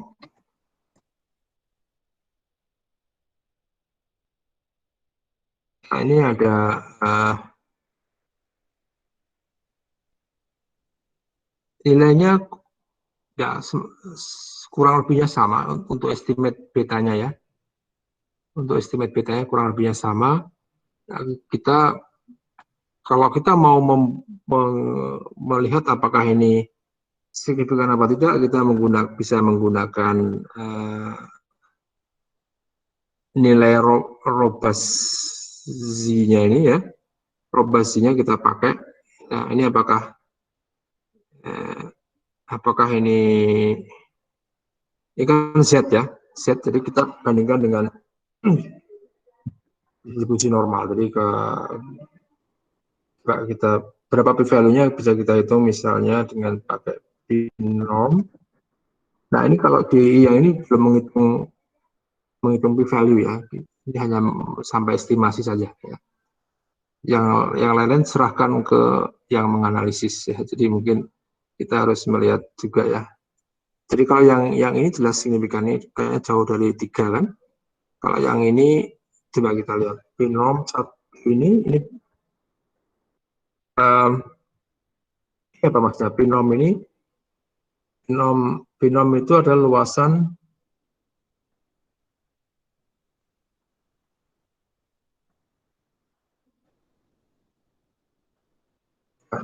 binom itu yang ini ya. Binom itu luas, kalau kita punya Z di sini itu luas sebelah kiri ya, luasan total. Tapi kalau kita pengen loss ekor, berarti kita harus 1 minus binom. Ya. Karena ini maksud yang di sebelah sini. Kalau kita menghitung p-value itu mestinya yang 1 minus binom. Kalau binomnya biasanya gede kan. Nah, ini 1 minus binom 0,11, jadi memang nggak gede banget ya. Jadi memang ini mirip-mirip yang tadi kan, yang punyanya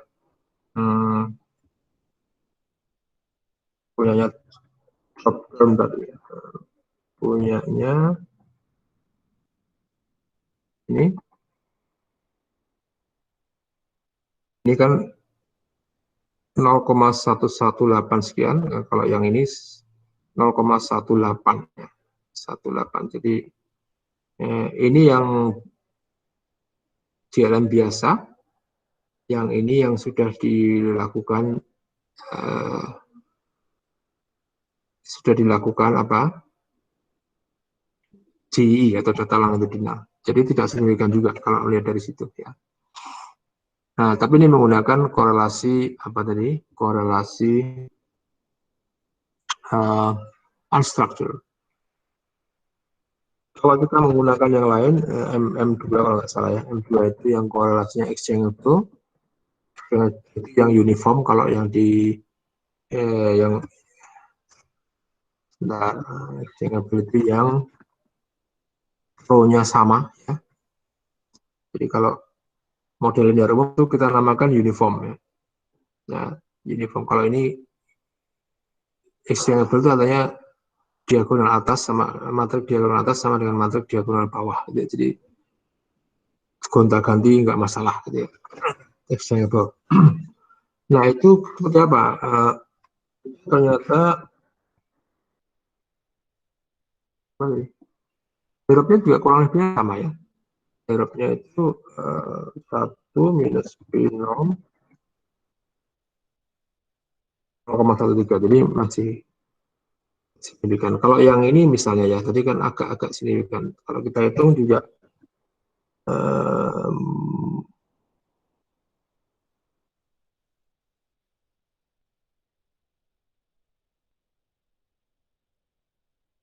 oke, kalau ini harus diabsolutkan ya.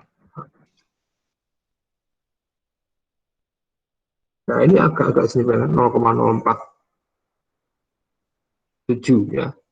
0,47.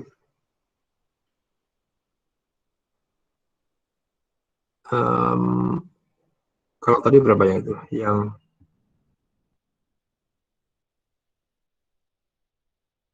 0,0. Oh ya, ini masih dikalikan 2 karena ini kan satu sisi ya. Kalau mau dua sisi berarti dikalikan 2.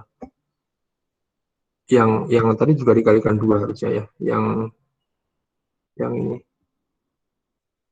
kan uji dua sisi kalau itu mau anulnya itu beta dan melawan anulnya tidak sama dengan beta ya.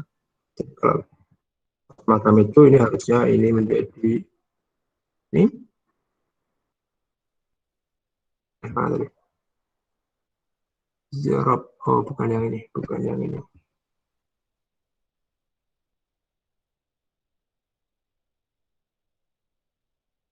1,19 ya. Sebenarnya kalau kita kalikan ini pasti lebih besar lagi ya. Kalau yang itu aja 0,13 ini besar lagi. Jadi tidak ditolak lagi alfanya. Nah, jadi memang ini kayaknya nggak signifikan untuk serop itu. Ya, kemudian kita bisa menggunakan AR1, AR ini ARM, kita menggunakan itu.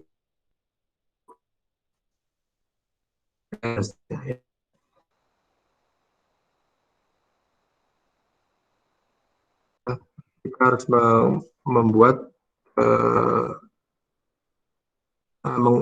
memilih datanya yang lebih dari satu pengamatan ya. Coba kalau ini kita run ya, kalau menggunakan ARM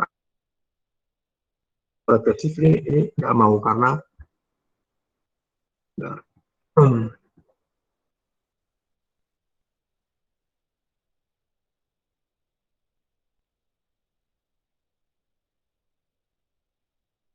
Saya ulangi.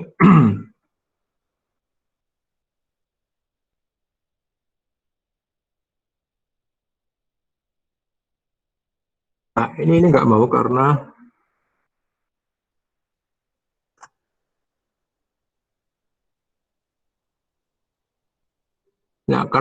ada yang hanya satu ya pengamatannya ya. Jadi kalau kita lihat tadi antara semua yang ICS itu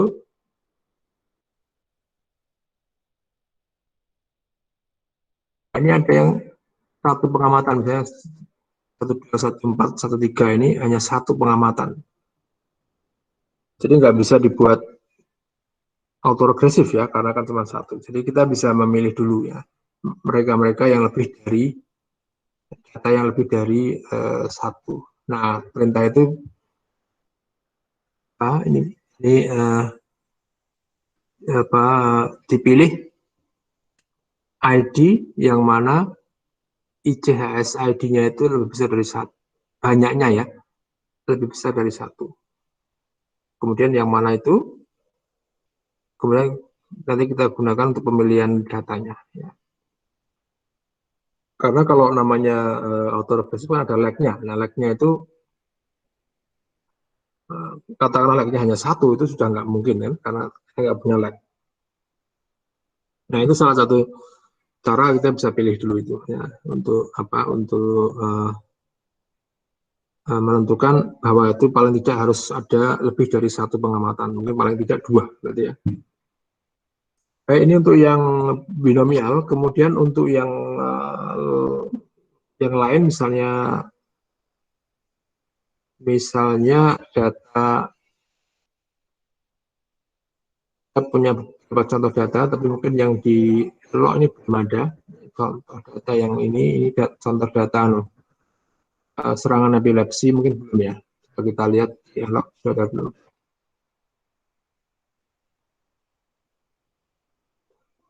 Belum ada ya, jadi nanti saya upload di situ, tapi kalau sudah ada, sudah bisa coba nanti menggunakan perintah ini. Katanya kita di sini itu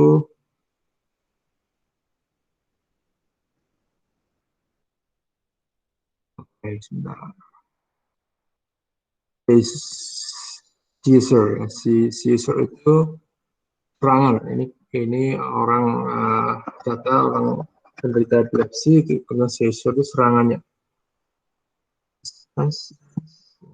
Oke, katanya belum ada di sini ya. Jadi kalau belum kita bisa coba lihat di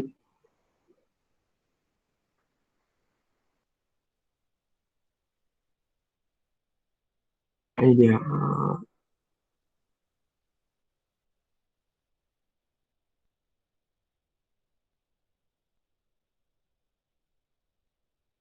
S terus Caesar, nah ini ya, Caesar dot Caesar, nah ini datanya. Nah, kalau datanya masih begini, kita perlu membaca dulu. Nanti saya ubah ke itu ya, ke R biar gampang. Kalau mau mencoba yang tantangannya itu membaca dari awal juga bisa ya. Ini datanya itu Caesar. Ya, apa datanya? Ini kita lihat itu ada itu. Cuman variabelnya kok nggak ada nih ya. Ini hanya datanya aja nih. Hanya datanya. Coba saya lihat di desktop mungkin ada nama variabelnya ya. Nama variabelnya dicek ya. Itu tesnya ada di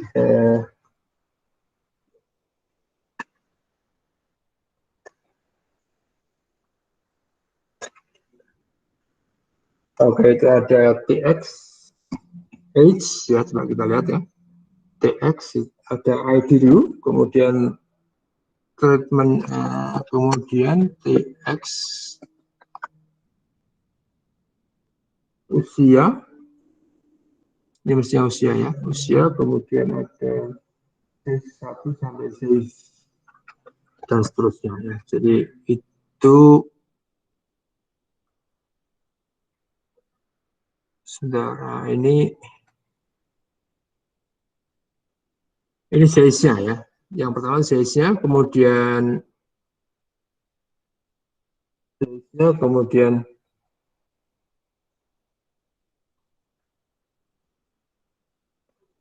ya kita harus lihat anunya ya, karena ini nggak terlalu kelihatan di sini ya. Kita lihat ini minggunya ya. Ini size-nya ini minggunya, kemudian perlakuannya. Nah, yang satu tadi itu usia, ini usianya. Ya. Usianya kemudian ada ada berapa lama itu diamati ya. Ada yang 8 minggu, ada yang 2 minggu. Ya, jadi kalau kita mau baca ini, kita bisa materi, kita cek dulu apakah ada data Zesur di situ. Nah, ada, kemudian kita klik table Zesur. Nah, ini kalau kita baca apa adanya ya gini, tapi ini variabelnya belum jelas ya. Variabelnya ini masih V1, V2. Nah, ini harus kita kasih nama. Coba kita kasih nama sesuai yang ada di sini ya. Size, ya kita namakan size. Kemudian ambil nama yaitu names size. Ini masih V1, V2. Nah, kita sekarang kasih nama. Yang pertama itu mestinya no ID. Ya.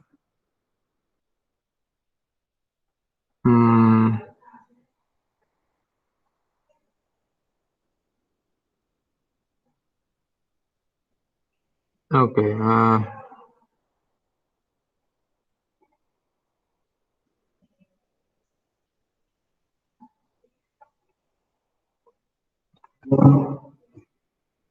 Ya, mungkin nanti kita nggak menggunakan yang sama ini ya, nggak apa ya. Nama variabelnya mungkin beda nih, karena nih saya baca lagi tidak sama dengan yang ada di perintah ini. Ya. Nah, itu ID, kemudian ini mestinya size-nya, ya. ID, kemudian size, kemudian lagi itu. Nah, ini mestinya 1, 2, 3, 4. Nah, ini 1, 2, 3. 1, 2, 3, 4. Ini waktunya ya, waktunya. Waktunya. Waktunya kita kasih nama apa misalnya weeks.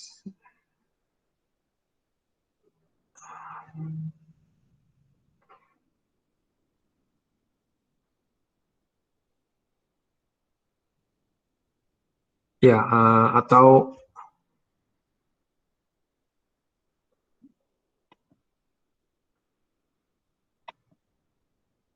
ya kita kasih nama weeks bisa ya weeks. Sebentar. Nah, ini saya tidak menyangka ini belum ada di tempat saya ya. Jadi kalau sudah mungkin itu bisa dengan tepat dieksekusi ya. Oke lah, kita coba dengan tepat memberi nama ini Zeiss, kemudian Zeiss itu waktunya ya. Jadi itu katakanlah time, ya. Time kemudian treatmentnya X, kemudian weeks. Weeks itu maksudnya ada berapa durasi pengamatannya ya. Nah ini kita kasih nama seperti itu. Kemudian ini pas 1, 2, 3 kurang 1. ID says time treatment usia ya. Kurang usia. Nah ini akan terjadi kalau kita punya data yang nyata ya. Ini data yang kita punya ini tidak nyata kan sudah ada di Ono ya, kalau data yang dari from scratch itu kemungkinan kita akan menghadapi semacam itu tadi ya, memberi nama kemudian mengecek. Nah, itu saya kira skill yang perlu juga dipunyai kalau kita melakukan analisis data ya. Nah, kemudian ini bisa kita lakukan seperti yang ada di sini, mulai dari yang PLM biasa,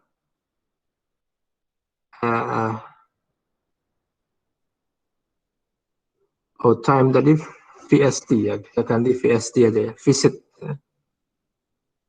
VST itu visit, text treatment, kemudian weeks itu adalah durasinya. Ini saya ganti yang tadi, time tadi saya ganti VST.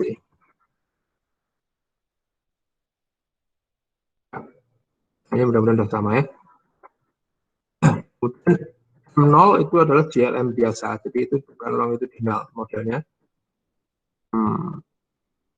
Oke, Zizur itu kita namakan Zizur.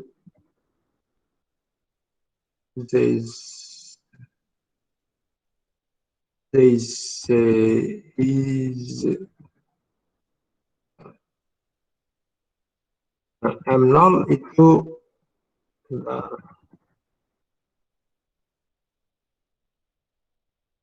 ini treatment itu ya ini ceritanya ini adalah pengobatan untuk mereka yang menderita epilepsi. Mestinya kalau diberi obat itu serangannya semakin sedikit ya. Nah, serangannya mestinya semakin sedikit. Kemudian kita juga melihat interaksi antara keduanya ya, antara serangan dengan visit. Jadi observasi atau visit ya. Jadi mereka diamati selama 4 kali kalau nggak salah atau 5 kali itu.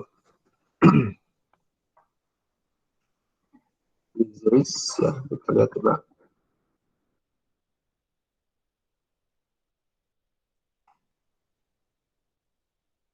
Zizur. Saya 104. Ini diamati mulai dari 0, 1, 2, 3, 4. TX0 itu mestinya yang tidak diberi perlakuan. Kemudian age itu usia dia. Kemudian weeks itu jadi untuk minggu yang ke-0 atau baseline-nya mereka diamati 8 minggu. Untuk yang lain tiap 2 minggu. Jadi ini semacam durasi pengamatannya. Jadi berapa lama dalam 8 minggu itu mereka terkena serangan. Jadi dalam 8 minggu itu terkena 11 kali. Kemudian terkena 5 kali. Kemudian terkena 3 kali, 3 kali, 3 kali. Ya. Jadi ini kayaknya ada penurunan juga ini. Yang 11, 3, 5, 3, 3. Ya. Ini jadi isu. Nah, ini bisa browse, bisa lihat masing-masing itu kayak apa ya di situ. Atau dengan cara saya tadi ya, kita select satu ID, kemudian kita lihat itu seperti apa supaya bisa memberi gambaran kondisi datanya kayak apa. Misalnya 114 ini, oh ya, 114 ini cukup fenomenal, dia diserang 66 kali. Ini menderita sekali pasti ya, 66 kali karena serangan, kemudian 7, 18, 9, 12, 21, ini hampir, ini naik turun ya, naik turun. Nah, ada juga yang selalu turun, misalnya yang tadi yang di atas tadi selalu turun, ada juga yang turun kemudian naik lagi, ada yang mungkin tetap ya. Nah, mungkin ini yang mau dilihat, apakah obatnya itu akan, kalau kita lihat yang TX-nya 1, mestinya itu turun ya. Yang TX-nya 1 itu mestinya akan menurun. Ya, akan lebih rendah. Tapi kayaknya juga enggak ya. Jadi ini kayaknya, ya nanti kita lihat di apa hasil akhirnya, kayaknya seingat saya ini tidak terlalu signifikan ya. Dan seperti yang kita lihat tadi kan tidak signifikan terus. Kalau kita lihat satu contoh yang dari model kosong itu tidak signifikan. Nah, mungkin untuk ini saya hanya mau komentar satu saja di ini ada yang namanya offset di model ini. Dan itu penting kalau untuk model Poisson karena nah ini ada offset log weeks. Nah ini muncul karena ukuran dari pengamatan itu beda-beda ya, wadahnya beda-beda, ada yang 8, ada yang 2, ada yang 2 ya, kebetulan semuanya 2 kecuali yang ini ya 8 dan 2, tapi ini kan beda sehingga kita perlu membuat standarisasi durasinya dengan cara menambahkan sebagai offset. Nah, offset itu adalah suatu konstan yang ditambahkan pada unit, tetapi itu konstannya itu berbeda-beda tiap unit. Jadi kadang ditambahkan 8, ada yang ditambahkan 2. Nah, kenapa? Karena itu untuk standarisasi pengamatannya ya. Jadi kalau kita punya tadi ya, kalau kita punya durasi yang cukup panjang, mungkin wajar kita punya 4 kali pengamatan ya, 4 kali kejadian. Tapi kalau durasinya pendek, katakanlah yang 8 minggu tadi ya, katakanlah ini yang 8 minggu. Nah, ini yang 2 minggu. Nah, karena ini durasinya berbeda, maka kita perlu memberi perhatian pada lamanya ini. Ya. Durasinya 8 minggu dan 2 minggu. Nah, salah satu caranya itu dengan memberikan di model itu sebagai offset. Nah, ini bedanya dengan betanol apa? Kalau betanol itu kan sama semua ya. Ini sama untuk atau intercept ya, sama untuk semua I. Tapi kalau offset itu berbeda ya. Tidak sama untuk setiap I berbeda. Tergantung dari dia berasal dari I yang mana ya. Jadi ini beda ya. Kalau offset itu beda, kalau betanol itu sama semuanya. Ya. Nah, ini biasa dipakai di regresi Poisson yang secara interpretasinya biasanya mau melihat rate ya, atau insidensinya. Kita biasa menggunakan offset supaya itu pembaginya itu standar ya. Jadi kalau apa misalnya kalau area juga begitu ya, kalau areanya itu ini dengan area begini, kemudian kita tertarik misalnya kebakaran hutan, nah ini kebakarannya titik apinya itu 3, tapi di sini juga 3 juga. Nah, ini apakah berarti yang dua area hutan ini sama risikonya? Nah, ternyata tidak, karena ini kan kecil, areanya cuma segini, ini areanya luas. Jadi kita perlu melihat pembaginya, dan itu dimasukkan dalam offset kalau itu sebagai model regresi. Oke, mungkin itu dulu ya, kita sudahi dulu, nanti saya tempelkan di elok ya, tadi perintah tadi yang ini saya tempelkan di elok, kemudian datanya saya coba lihat yang original yang sudah ada di sini, tadi saya upload di elok untuk dicoba ya. Kemudian selanjutnya nanti dicoba juga mulai mencari-cari data yang mungkin bisa kita analisis untuk tugas ya. Analisis untuk tugasnya mungkin kita launch dalam beberapa minggu ini perintahnya ya, tapi siap-siap dari sekarang mungkin itu akan kita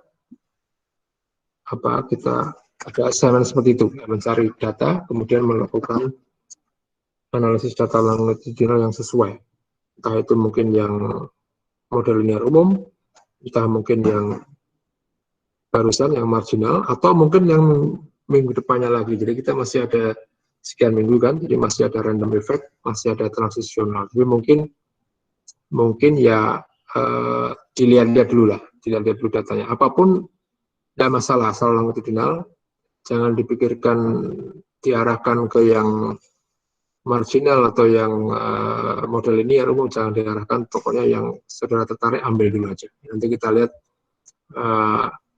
analisis data yang sesuai untuk itu. Mungkin itu dulu dari saya ya. Mungkin kalau ada pertanyaan atau ada apapun, silakan. Kalau enggak, kita sudah lumayan kan, ini sudah berapa nih? Oh, 2 jam ternyata ya. Diam-diam ya. 2 jam. Oke, ya, mungkin itu dulu ya. Seperti biasa rekaman akan ada di Elok. Oke, kita akhiri ya. Selamat pagi ya. Assalamualaikum warahmatullahi wabarakatuh. Tetap sehat ya, tetap semangat ya. Saya tutup ya kuliahnya. Terima kasih banyak, Pak. Terima kasih, Pak. Terima kasih, Pak. Sehat selalu, Pak. Terima kasih, Pak. Oke, saya tutup rekamannya.